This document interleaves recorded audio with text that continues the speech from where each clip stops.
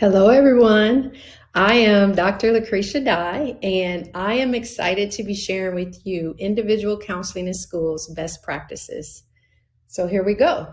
As you can see on the slide, our children's truest nature and knowing is planted, watered, and cultivated by you, by us, right? This is an exciting and passionate topic that I have for myself. The way I'd like to go through these slides is by sharing with you all. First, I'll start with the what, the why, and then the how. So how are these best practices put into play? So family, if I could start here, I'd like to share this slide with you. When a child is ailing, look first to the environment, not the child himself or herself or their self, right? So first we want to start off with not just child has a problem, but open it up to child in the context, and there is a problem, but not necessarily pointing the problem to the child, right? That's how I try to start all my individual sessions is how will I choose to look at this, right?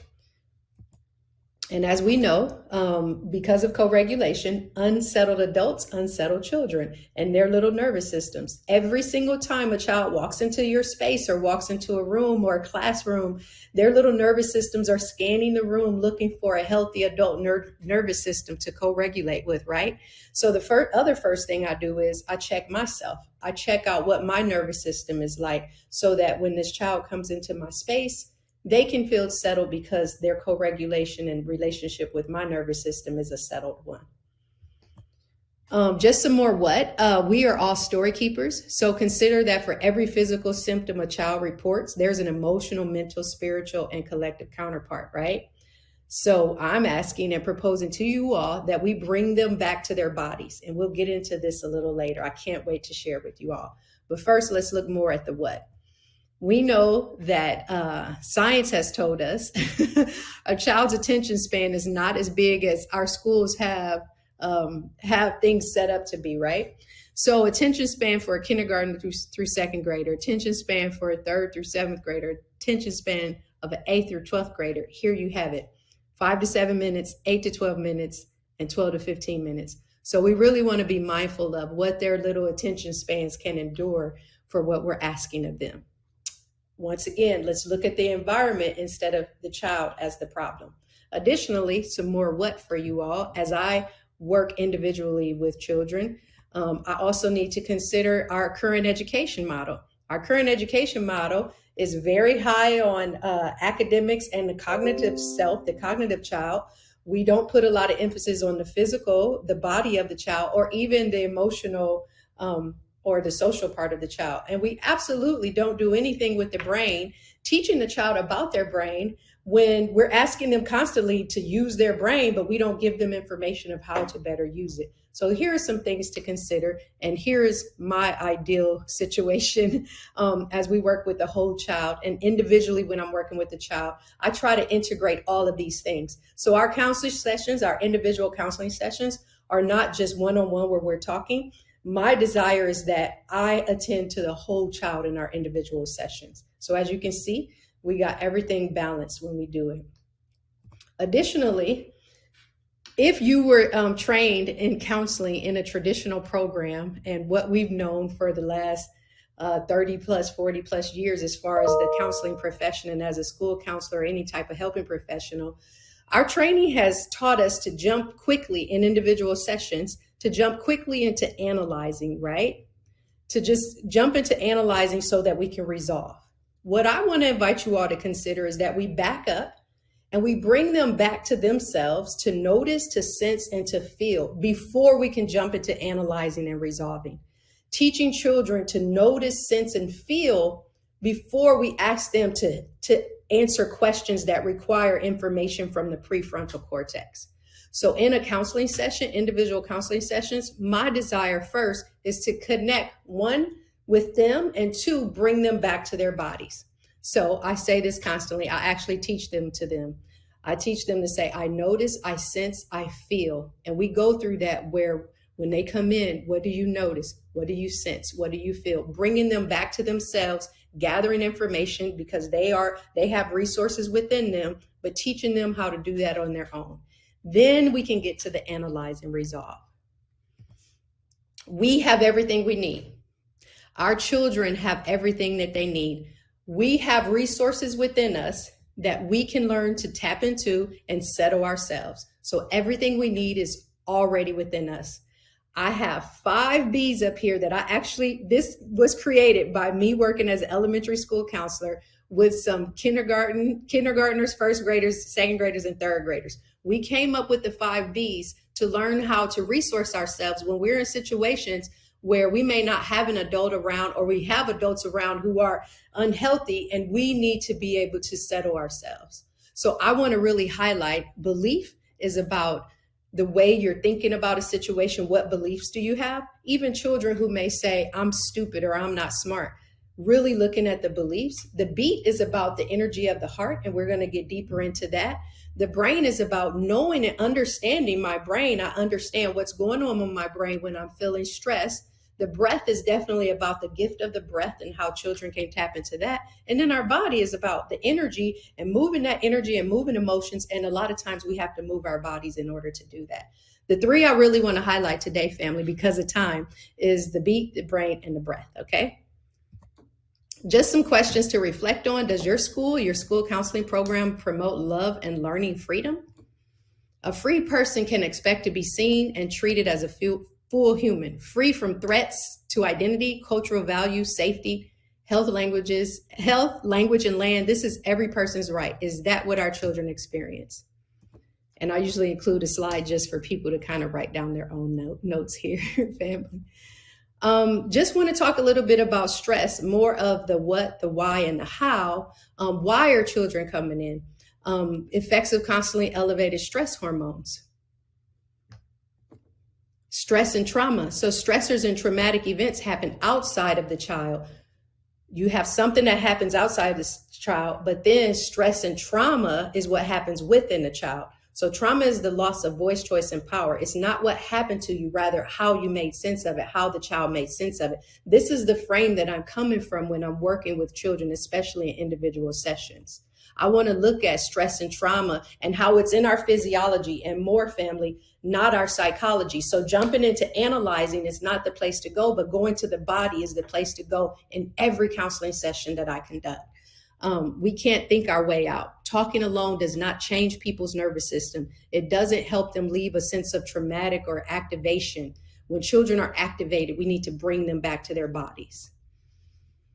So the wounding and activation stays in the tissue, and the more we incorporate the body, the more we can empower students that feel disempowered to get things out, right? Trauma impacts the brain. A child's nervous system, their brain stays in hypervigilant, and it trigger close to going off. Wait, how did I type that? It's close to going off. It feels like their mind is against them. So getting them back to their bodies will help them relax that. Family, once again, our children have everything that they need. Just really want to talk about the brain now, right? We have 3 parts, the 3 parts of the brain: the reptilian, the middle brain, and the upper brain. The rational brain, that's the analyzing brain. But we want to stay away from that until we get children back in their bodies.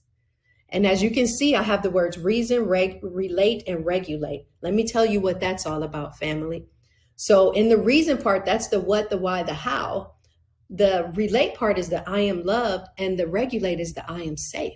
So that's the reptilian brain, being able to bring children to calm down, first to tap into the reptilian brain, and then to move up to the emotional brain, the mammalian brain. And here's some things that we can do to get there. We can start with the breath, the beat, and the brain. Being able to say, I am here. So I have 5 activities here that just bring them back to their breath. So sometimes I use a chime. If you just get a small chime, you can use a chime or a drum to help relax them in your individual sessions. Sometimes we use the breathing ball, as this little boy has here. Sometimes I do 5-finger breath where I'm going up and down, right? And then I can do left, right tap, meaning opening and closing on each side. And sometimes students will put their hands under the desk, or they can put it in their laps while we're in session if they want to help calm themselves down. Breath hugs is taking the arms wide and exhale, hugging in, taking the arms wide, exhale, hugging in, bringing them back to their bodies. Also, what I like to do a lot, whether I'm starting my classes or individual sessions with students, start your next session when you have an upset child. Start with a sigh. So a sigh, just together, let's, or even we might take our hands up, bring them back to their body and move some energy. It does what it needs to do to take care of us. The sigh starts out as a normal breath, but before you exhale, you take a second breath on top of it. It's a releasing. And when done effectively, we can access our coping reserves and downregulate our bodies. Teach children to sigh. Going into the heart. This is for you as the person that's co-regulating the child, but also with the child. The energy of the heart, which we call it the beat, that's what the children made up with me. This center is an electromagnetic vibrational field. So I tell children all the time, when we're in one-on-one sessions, it's important to me that we remember our hearts are like little radio waves going back and forth from them. So being able to look at our hearts, putting our hands on our hearts and checking our hearts to see what's really going on as we notice, sense, and feel. It has over 40,000 neurons, and of all the cells, 67% are neural cells. Isn't that amazing, family? So energetically, if we focus on our heart space, we can change what's going on in our bodies, in our brains, and just around us. Again, the heart's electromagnetic field is 5,000 times more powerful than the brain. So instead of just jumping into asking a child to analyze, we can also have them breathe and come back home to their hearts. I'll just let you all read this. The heart connection. It's just beautiful.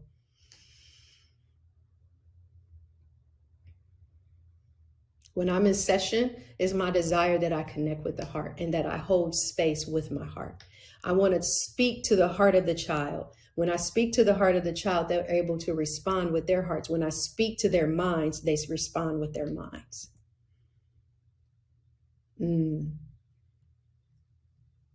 If you could take a second and just think about what it was about some of those counselors or leaders or teachers that inspired you. Trauma is the heart block. Stress and trauma is the heart block. Trauma is people disconnected and polarized. We need heart connection. When I'm in session, it's primary for me to be present with the child and have heart connection. Because someone who has heart wouldn't do that, wouldn't hurt people. They would have compassion and healthy awareness of the suffering of others. The wisdom of the heart can see what's truly happening in another's heart. When I'm with a child, I'm completely present, and I want them to understand that as they check their hearts, they're able to be better present. So here's a couple of practices for our heart. Hand to heart, hand to earth. So usually I have a child put their hand on their right hand on the heart, left hand on the earth, just to connect with Mother Earth because we are nature. Hand to heart and hand to cheek. So right hand on the heart, left hand here because we're trying to connect with our vagus nerve. And just by doing this, family, it helps us to calm down. And this is just a moment if you want to pause the video and just check in with your beat right now. Is your heart soft and illuminating? Because we must take responsibility for the energy that we bring into our sessions. We must take responsibility for our brain, our breath, our beat, and our body when we're in individual sessions. I have a couple more slides that I want you all to see. But first, let's look at connection. It normalizes and repairs us. It allows us to see who we are and what we need.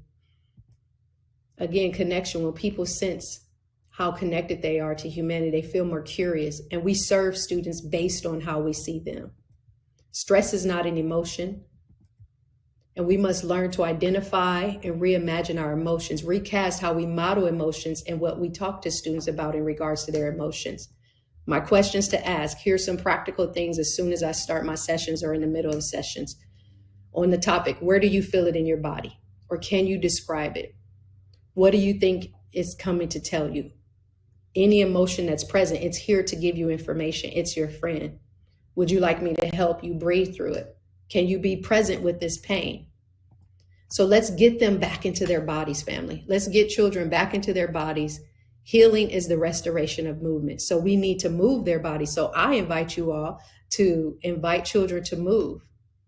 Have them look at what's the state of their nervous system, and then be able to be aware of what things are charging for them and discharging. If a child is charged up, there's things that we can do to discharge. And here's a wonderful list that you can use. I also have some good hormone chemical messengers hack. You can check this out. And then last but not least, let's get them dancing, family. Let's get our children back to movement. And then my last question for you, family, is how will you use this? How will you use this information in your next session? Can you jot down a couple of things that were a wow or wonder from this session? I'd love to hear from you. Again, I'm Dr. Cree Dye, and I am so happy that I was able to share with you some of my best practices or some of my favorite things in individual counseling sessions.